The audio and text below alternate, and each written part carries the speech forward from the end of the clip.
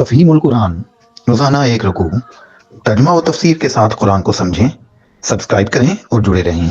وَإِذْ قَالَ اللَّهُ يَا عِيسَى ابْنَ مَرْيَمَ أَأَنْتَ قُلْتَ لِلنَّاسِ اتَّخِذُونِي وَأُمِّيَ إِلَٰهَيْنِ مِن دُونِ اللَّهِ قَالَ سُبْحَانَكَ مَا يَكُونُ لِي أَنْ أَقُولَ مَا لَيْسَ لِي بِحَقٍّ إِن كُنتُ قُلْتُهُ فَقَدْ عَلِمْتَهُ تَعْلَمُ مَا فِي نَفْسِي وَلَا أَعْلَمُ مَا فِي نَفْسِكَ إِنَّكَ أَنْتَ عَلَّامُ الْغُيُوبِ۔ غرض جب یہ احسانات یاد دلا کر اللہ فرمائے گا کہ اے عیسیٰ بن مریم، کیا تو نے لوگوں سے کہا تھا کہ خدا کے سوا مجھے اور میری ماں کو بھی خدا بنا لو؟ تو وہ جواب میں عرض کرے گا کہ سبحان اللہ، میرا یہ کام نہ تھا کہ وہ بات کہتا جس کے کہنے کا مجھے حق نہ تھا۔ اگر میں نے ایسی بات کہی ہوتی تو آپ کو ضرور علم ہوتا۔ آپ جانتے ہیں جو کچھ میرے دل میں ہے، اور میں نہیں جانا جو کچھ آپ کے دل میں ہے۔ آپ کو ساری پوشیدہ حقیقتوں کے عالم ہیں۔ کیا تو نے لوگوں سے کہا تھا کہ خدا کے سوا مجھے اور میری ماں کو بھی خدا بنا لو؟ عیسائیوں نے اللہ کے ساتھ صرف مسیح اور روح القدس کو خدا بنانے پر اکتفا نہیں کیا، بلکہ مسیح علیہ السلام کی والدہ ماجدہ حضرت مریم علیہ السلام کو بھی ایک مستقل معبود بنا ڈالا۔ حضرت مریم علیہ السلام کی الوہیت یا قدوسیت کے متعلق کوئی اشارہ تک بائبل میں موجود نہیں ہے۔ مسیح کے بعد ابتدائی 300 برس تک عیسائی دنیا اس تخیل سے بالکل ناآشنا تھی۔ تیسری صدی عیسوی کے آخری دور میں اسکندریہ کے بعد علماء دینیات پہلی مرتبہ حضرت مریم کے لیے ام اللہ یا مادر خدا کے الفاظ استعمال کیے۔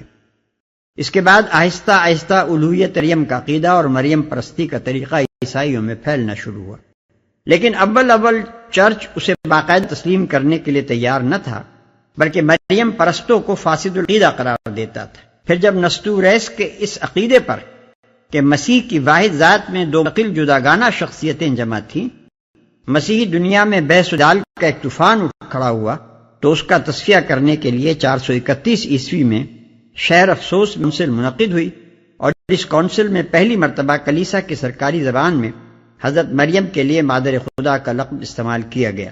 نتیجہ یہ ہوا کہ مریم پرستی کا جو مرض اب تک کلیسا کے باہر پھیل رہا تھا، وہ اس کے بعد کلیسا کے اندر بھی تیزی کے ساتھ پھیلنے لگا، حتیٰ کہ نزول قرآن کے زمانے تک پہنچتے پہنچتے حضرت مریم اتنی بڑی دیوی بن گئیں کہ باپ، بیٹا اور روح القدس تینوں ان کے سامنے ہش ہو گئے۔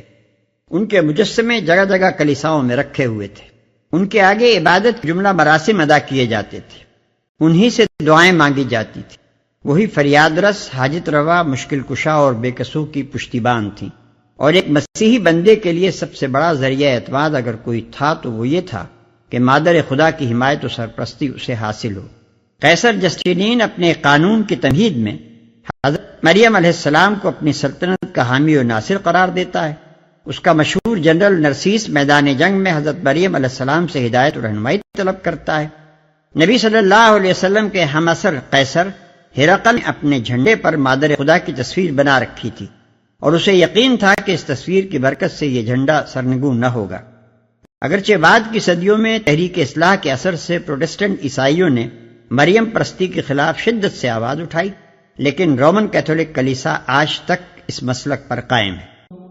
ما قلت لهم إلا ما أمرتني به أن اعبدوا الله ربي وربكم وكنت عليهم شهيدا ما دمت فيهم فلما توفيتني كنت أنت الرقيب عليهم وأنت على كل شيء شهيد إن تعذبهم فإنهم عبادك وإن تغفر لهم فإنك أنت العزيز الحكيم.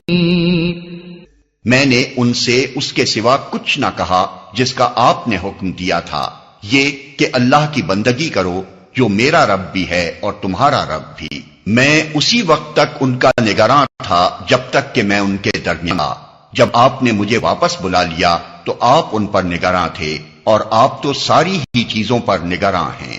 اب اگر آپ انہیں سزا دیں تو وہ آپ کے بندے ہیں، اور اگر معاف کر دیں تو آپ غالب اور دانا ہیں. قال الله هذا يوم ينفع الصادقين صدقهم لهم جنات تجري من تحتها الأنهار خالدين فيها أبدا رضي الله عنهم ورضوا عنه ذلك الفوز العظيم. لله ملك السماوات والأرض وما فيهن وهو على كل شيء قدير.